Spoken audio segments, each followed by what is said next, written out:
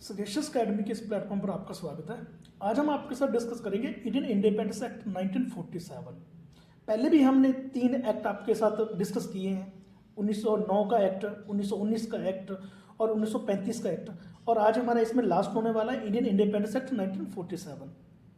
ये एक्ट जो पास किया गया, जो इंडिया के साथ इंडिपेंडेंस की टर्म्स और कंडीशन साइन करने के लिए किया गया था। इसमें हम इसकी इंट्रोडक्शन देखेंगे, इसके प्रोविजंस क्या थे और इसके कंसीक्वेंसेस जो इसकी एवेल्यूएशन करके देखेंगे हम। और इंटरिम गवर्नमेंट बनाएगी जिस टाइम 1946 में प्राइम मिनिस्टर बने थे जवाहरलाल नेहरू। इंटरिम गवर्नमेंट में कौन कौन से और मिनिस्टर थे वो भी देखेंगे हम, ठीक है। और 1947 में जो फर्स्ट आफ्टर इंडिपेंडेंस जो फर्स्ट कैबिनेट बनी थी हमारी, उसके बारे में बात करेंगे और इंटरिम गवर्नमेंट के बारे में बात करेंगे 1946 वाले। फरवरी 20, 1947 को जो ब्रिटिश के उस टाइम प्राइम मिनिस्टर थे क्लेमेंट एटली, उन्होंने कहा था कि ब्रिटिश रूल इंडिया में 30 जून 1948 तक खत्म हो जाएगा। और 30 जून 1948 को ही हम जितनी ब्रिटिश के पास पावर है इंडिया के रिलेटेड, वो सब हम इंडिया में रिस्पॉन्सिबल हैंड्स को दे देंगे, इंडिया में रिस्पॉन्सिबल लोगों को सौंप देंगे, ठीक है। अब इससे क्या हुआ, जब इन्होंने डिक्लेयर कर दिया ब्रिटिश प्राइम मिनिस्टर ने कि 30 जून 1948 को ब्रिटिश रूल खत्म हो जाएगा, ठीक है। बट वहाँ पे एक मुस्लिम लीग को दिक्कत आई। उन्होंने कहा कि नहीं, आप नो डाउट आप हमें फ्रीडम तो प्रोवाइड करो, उसके साथ साथ हमें एक सेपरेट नेशन भी प्रोवाइड करो, हमें इंडिया से अलग एक पाकिस्तान जैसा देश प्रोवाइड करो, ताकि हमारे इंटरेस्ट हम बचा सकें, मुस्लिम के इंटरेस्ट पाकिस्तान में सेफ रहे और हिंदू के इंटरेस्ट इंडिया में सेफ रहे। तो इससे क्या हुआ, फिर एक और उसी साल जून 3, 1947 को ब्रिटिश गवर्नमेंट ने ये क्लियर किया कि 1946 में जो कॉन्स्टिट्यूंट असेंबली बनी है, इंडिया वाले जो इंडिया अपने लिए लोग कॉन्स्टिट्यूंट असेंबली के तहत कॉन्स्टिट्यूशन बनाने जा रहे हैं, उस असेंबली में जो भी रूल रेगुलेशन बनाए जाएंगे वो दूसरे ऐसे पार्ट्स पर नहीं सौंपे जाएंगे जो इनको एक्सेप्ट करने के लिए तैयार नहीं है। यहाँ पे एक बात समझने की है कि इसमें ब्रिटिश गवर्नमेंट ने ये क्लियर कर दिया था कि जो कॉन्स्टिट्यूंट असेंबली जो भी रूल रेगुलेशन बनाने जा रही है, वो सपोज करो अगर पाकिस्तान इंडिया के साथ नहीं रहना चाहता है या कोई प्रिंसली स्टेट इंडिया के साथ नहीं रहना चाहती है, तो इन दैट केस जो कॉन्स्टिट्यूंट असेंबली में जो रूल रेगुलेशन बनाए जा रहे हैं या कॉन्स्टिट्यूशन बनाया जा रहा है, वो उन देशों पे लागू नहीं होगा, वो उन प्रिंसली स्टेट्स पे लागू नहीं होगा, ठीक है। तो आप समझ सकते हैं कि ब्रिटिश गवर्नमेंट यहाँ पे डिवाइड एंड रूल की पॉलिसी का पूरा यूज कर रही थी कि हम इंडिया और पाकिस्तान को अलग अलग कर दें ताकि ये सेपरेट हो जाए, ठीक है। फिर सेम डे लॉर्ड माउंटबेटन ने 3 जून 1947 को एक और प्लान लेके आया। वो क्या प्लान था लॉर्ड माउंटबेटन का। लॉर्ड माउंटबेटन उस टाइम वाइसराय थे इंडिया के, ठीक है। तो उन्होंने एक पार्टीशन का प्लान लेके, उसका नाम रखा गया माउंटबेटन प्लान। उसमें क्या कहा कि इंडिया और पाकिस्तान को सेपरेट किया जाएगा पार्टीशन प्लान लेके, ठीक है। और कांग्रेस ने और मुस्लिम लीग ने भी इसको एक्सेप्ट कर लिया और इमीडिएट इफेक्ट से इस प्लान को वैलिड किया गया और इंडियन इंडिपेंडेंस एक्ट 1947 बनाया गया। अब इंडियन इंडिपेंडेंस एक्ट के हम प्रोविजंस के बारे में बात करें, इसने क्या क्या कर दिया, हुआ क्या क्या इससे। सबसे पहले तो ये इसने ब्रिटिश रूल को खत्म किया इंडिया में और इंडिया को एक इंडिपेंडेंट और सॉवरन स्टेट डिक्लेयर कर दिया 15 अगस्त 1947 को। इंडिपेंडेंट मीन आज़ाद और सॉवरन स्टेट का यहाँ पे ये मतलब हुआ इंडिया के ऊपर कोई एक्सटर्नल प्रभाव किसी और देश का नहीं है, सॉवरन, ठीक है। इसको अगस्त 15, 1947 को इसको इंडिपेंडेंट और सॉवरन स्टेट घोषित कर दिया गया। और इसने कहा, और इसी प्रोविजन में इंडिया इंडिपेंडेंस एक्ट 1947 में ये भी हुआ कि पार्टीशन होगा और 2 इंडिपेंडेंट डोमिनियंस बनेगी, एक का नाम इंडिया होगा, एक का नाम पाकिस्तान होगा, ठीक है। और इनके पास ये राइट भी होगा जो कि ये ब्रिटिश कॉमनवेल्थ को छोड़ सकते हैं। उस टाइम क्या होता था, ये कंसेप्ट 20th सेंचुरी के शुरू में ही आ गया था, ये कंसेप्ट कॉमनवेल्थ का, कि जो भी उनकी डोमिनियन स्टेट्स होती थी इनकी इंग्लैंड वाले, उनकी एक ये कॉमनवेल्थ बना लेते थे, उनकी एक ये वो ग्रुप बना लेते थे और उसी का पार्ट इंडिया अब तक था। अब इस एक्ट में क्या किया गया कि 2 डोमिनियन बनेगी, इंडिपेंडेंट डोमिनियन बनेगी इंडिया और पाकिस्तान, और उनके पास ये राइट भी होगा, वो ब्रिटिश कॉमनवेल्थ को छोड़ सकते हैं, ठीक है। उनके पास ये राइट भी होगा। फिर उसके बाद इन्होंने क्या किया, जो वाइसराय का ऑफिस था उसको अबॉलिश कर दिया गया। हमने 1935 और 1919 के एक उसमें पढ़ा था कि एक वाइसराय होगा, ठीक है, इंपीरियल काउंसिल का ऊपर वाइसराय की एग्जीक्यूटिव काउंसिल होगी, एज ए प्राइम मिनिस्टर काम करेगा, ठीक है। इसने क्या किया, वाइसराय के ऑफिस को ही खत्म कर दिया, अबॉलिश कर दिया। और इसने कहा कि दो डोमिनियन है पाकिस्तान और इंडिया, उन दोनों का एक एक गवर्नर जनरल होगा, ठीक है। वो गवर्नर जनरल जो होगा वो अपॉइंट किया जाएगा ब्रिटिश किंग द्वारा। अब ब्रिटिश किंग द्वारा तो अपॉइंट किया जाएगा, बट ब्रिटिश किंग को जब ये अपॉइंट करेगा गवर्नर जनरल को, वो डोमिनियन जो कैबिनेट के, जो उन देशों की कैबिनेट होगी, मिनिस्ट्री होगी, उनकी एडवाइस लेके British king governor general appoint करेगा, ठीक है। और इसमें जो ब्रिटेन की गवर्नमेंट होगी उसकी इंडिया और पाकिस्तान की गवर्नमेंट से रिलेटेड कोई भी रिस्पॉन्सिबिलिटी नहीं होगी। हाँ, ब्रिटिश किंग का थोड़ा बहुत इंटरफेयर रहेगा, ठीक है। अब इसमें और आगे क्या क्या कि जो कॉन्स्टिट्यूंट असेंबली है दोनों देशों की, वो चाहे पाकिस्तान की हो चाहे इंडिया की हो, ठीक है ना, वो अपने लिए एक कॉन्स्टिट्यूशन बनाएगी, अपने अपने देश के लिए एक कॉन्स्टिट्यूशन बनाएगी, और वो ब्रिटिश पार्लियामेंट के किसी भी एक्ट को रिपील कर सकती है, ठीक है। मतलब 15 अगस्त 1947 से पहले अगर ब्रिटिश गवर्नमेंट ने इंडिया के रिगार्डिंग या पाकिस्तान के रिगार्डिंग कोई भी रूल रेगुलेशन बनाया है तो उसको खत्म कर सकती है। ये जो हमारी कॉन्स्टिट्यूंट असेंबली है वो खत्म कर सकती है, वो कोई भी रूल रेगुलेशन बना सकते हैं। इवन जो इंडिया इंडिपेंडेंस एक्ट 1947 को, इसको भी खत्म करने का अधिकार दिया गया इंडिया इंडिपेंडेंस एक्ट, इसके द्वारा ही, ठीक है। इंडियन इंडिपेंडेंस एक्ट 1947 इसको भी खत्म कर सकती है 15 अगस्त 1947 के बाद। और क्या प्रोविजन था? कॉन्स्टिट्यूंट असेंबली को कहा गया कि अपनी अपनी टेरिटरी के लिए, पाकिस्तान की अपनी कॉन्स्टिट्यूंट असेंबली, इंडिया की अपनी कॉन्स्टिट्यूंट असेंबली, अपनी अपनी टेरिटरी के लिए वो रूल रेगुलेशन बना सकते हैं। कब तक? जब तक नए कॉन्स्टिट्यूशन नहीं ड्राफ्ट हो जाते और नया कॉन्स्टिट्यूशन उनके लागू नहीं हो सकते, ठीक है।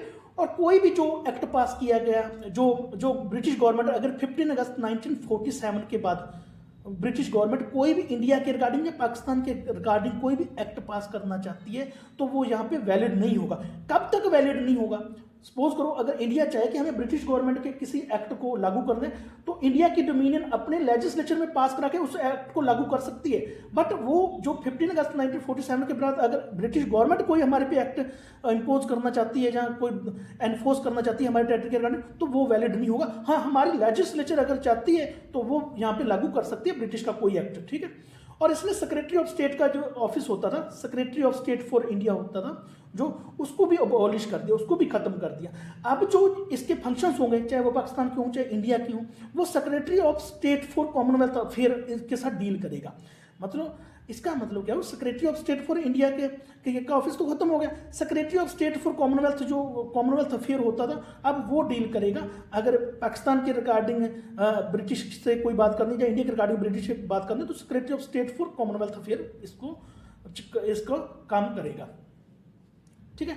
अब इसमें एक और बात भी कही गई कि जो ब्रिटिश के इंडियन प्रिंसली स्टेट्स के साथ कोई भी रिलेशंस हैं, ठीक है, उस टाइम राजकुमारों के होते ना, राजाओं की स्टेट्स होती थी, या कोई ट्राइबल एरियाज के रिगार्डिंग, ट्राइबल एरियाज के इनकी कोई भी ट्रीटी है जो पुराने टाइम में इन्होंने साइन की थी ब्रिटिश गवर्नमेंट ने, जहाँ कोई प्रिंसली स्टेट्स के साथ कोई ट्रीटी है, जहाँ इनकी कोई पैरामाउंसी है, इनके ऊपर कोई सुप्रीम पावर है, वो सब खत्म हो जाएंगी 15 अगस्त 1947 के बाद, ठीक है। मतलब इन अगर प्रिंसली स्टेट्स हो या ट्राइबल एरिया के साथ कोई भी इनकी ट्रीटी हो वो सारी खत्म हो जाएगा 15 अगस्त 1947 को, ठीक है।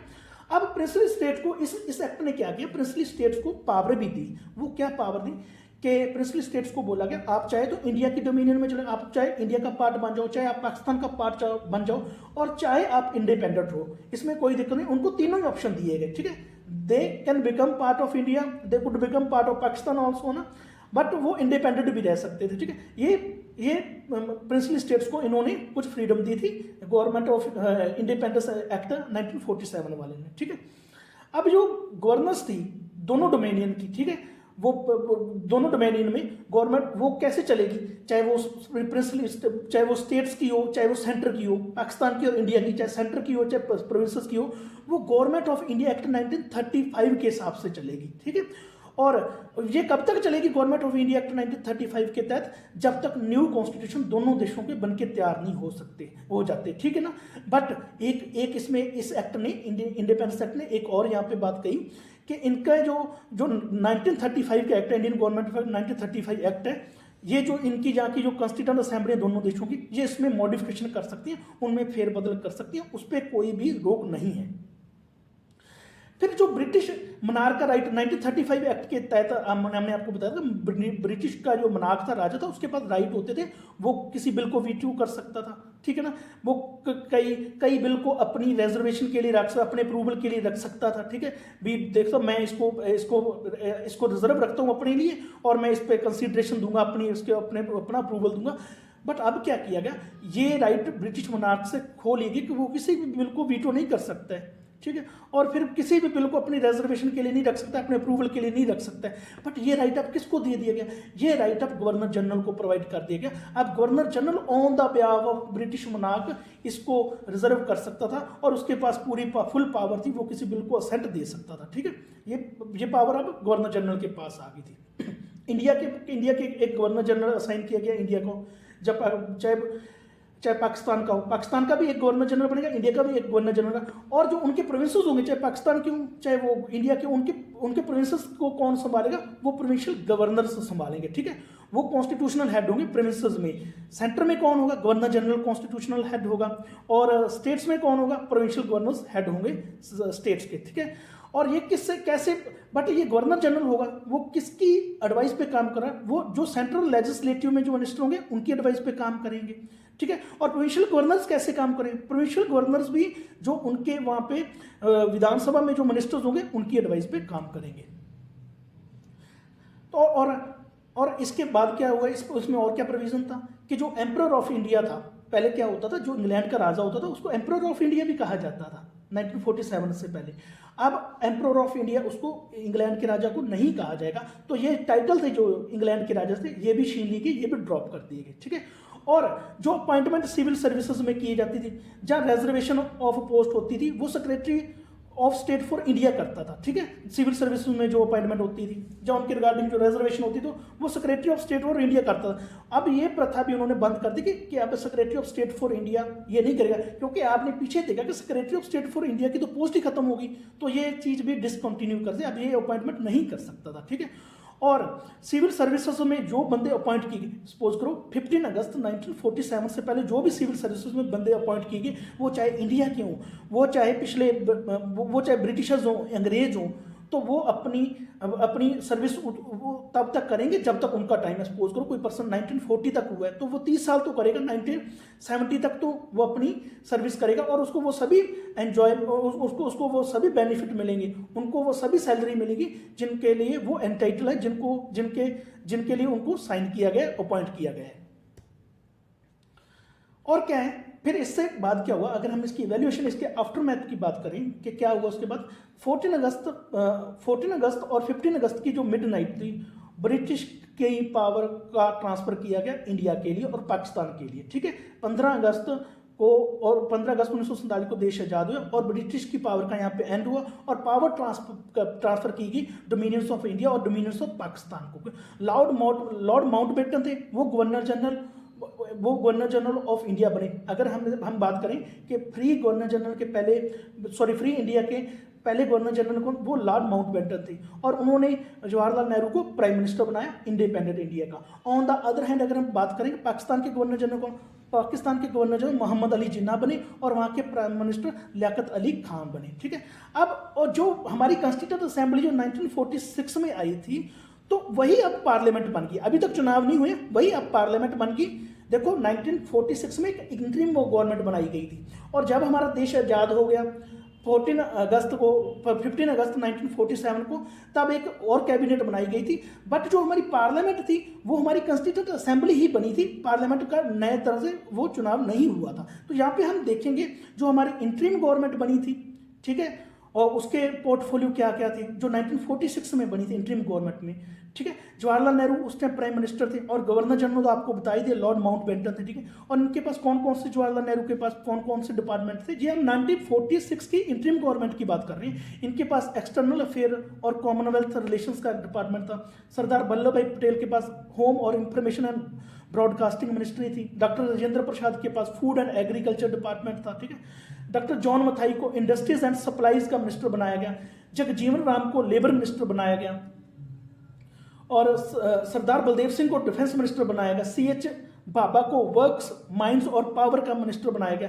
लियाकत अली खान को फाइनेंस मिनिस्टर बनाया गया, और रब निस्तार को पोस्ट और एयर का बनाया गया, असफ अली को रेलवे एंड ट्रांसपोर्ट का बनाया गया, और सी राजगोपालाचारी को एजुकेशन और आर्ट्स का बनाया गया, आई चुंदरीगर को कॉमर्स का बनाया गया, गजनफर अली खान को हेल्थ मिनिस्टर बनाया गया, जोगिंदर नाथ मंडल को लॉ मिनिस्टर बनाया गया। ये आप एक बार इसको पढ़ लेना, अच्छी तरह से इसको देख लेना। अगर हम बात करें जो फर्स्ट कैबिनेट बनी हमारी 1947 में, जब 15 अगस्त 1947 को देश आजाद हुआ, तब कौन कौन मिनिस्टर थे, कौन प्राइम मिनिस्टर था, इसकी बात हम यहाँ पे करेंगे। ये बहुत लंबी है लिस्ट है, हम आपको कुछ मेन इसमें बता देंगे, बाकी आप खुद रीड करना। जवाहरलाल नेहरू को प्राइम मिनिस्टर बनाया गया, उनको पोर्टफोलियो कौन कौन से दिए, external affairs and Commonwealth relation का और साइंटिफिक रिसर्च का। सरदार वल्लभ भाई पटेल को home information and broadcasting ministry provide की गई। डॉक्टर राजेंद्र प्रसाद को, अब यहाँ पे एक डाउट होगा कि डॉक्टर राजेंद्र प्रसाद तो हमारे प्रेसिडेंट, तो नो, डॉक्टर राजेंद्र प्रसाद को प्रेसिडेंट 24 जनवरी 1950 को बनाया गया था, उससे पहले ये मिनिस्टर थे। डॉक्टर राजेंद्र प्रसाद को फूड और एग्रीकल्चर का मिनिस्टर बनाया गया। मौलाना अबुल कलाम आजाद को एजुकेशन मिनिस्टर बनाया गया इंडिपेंडेंट इंडिया का। डॉक्टर जॉन मथाई को रेलवे और ट्रांसपोर्ट का बनाया गया, ठीक है। आर के शनमुगम सेट्टी को फाइनेंस का बनाया गया। डॉक्टर बी आर अम्बेडकर को लॉ मिनिस्टर बनाया गया। जगजीवन राम को फिर लेबर मिनिस्टर बनाया गया। सरदार बलदेव सिंह को फिर डिफेंस मिनिस्टर बनाया गया। राजकुमारी अमृत कौर को हेल्थ मिनिस्टर बनाया गया। CH बाबा को कॉमर्स मिनिस्टर बनाया गया। रफ़ी अहमद किदवई को कम्युनिकेशन मिनिस्टर बनाया गया। डॉक्टर श्यामा प्रसाद मुखर्जी को इंडस्ट्रीज मिनिस्टर बनाया गया। यही इंडस्ट्री पॉलिसी लेके आए थे हमारी 1956 वाली जो इंडस्ट्री पॉलिसी आई थी, जो वो डॉक्टर श्यामा प्रसाद मुखर्जी लेके आए। VN गडगिल को वर्क्स माइंड्स एंड पावर का मिनिस्टर बनाया गया। ये हमने डिस्कस किया आपके साथ इंडिया इंडिपेंडेंस एक्ट 1947, उसमें हमने इंटरिम मिनिस्ट्री की जो इंटरिम गवर्नमेंट 1947 को बनी थी उसकी बात की, उसके इंडिया इंडिपेंडेंस एक्ट 1947 की बात की, उसके प्रोविजंस की बात की, उसका एवेल्यूएट किया। और हमने फिर जो फर्स्ट कैबिनेट इंडिपेंडेंट इंडिया की बनी थी, कौन कौन से मिनिस्टर को कौन कौन सी मिनिस्ट्री प्रोवाइड की, कौन कौन से पर्सन को कौन कौन सी मिनिस्ट्री प्रोवाइड की, ये सब हमने आपके साथ डिस्कस किया। Thanks for being with us. आगे और भी हम आपके साथ वीडियो जरूर लेके आएंगे।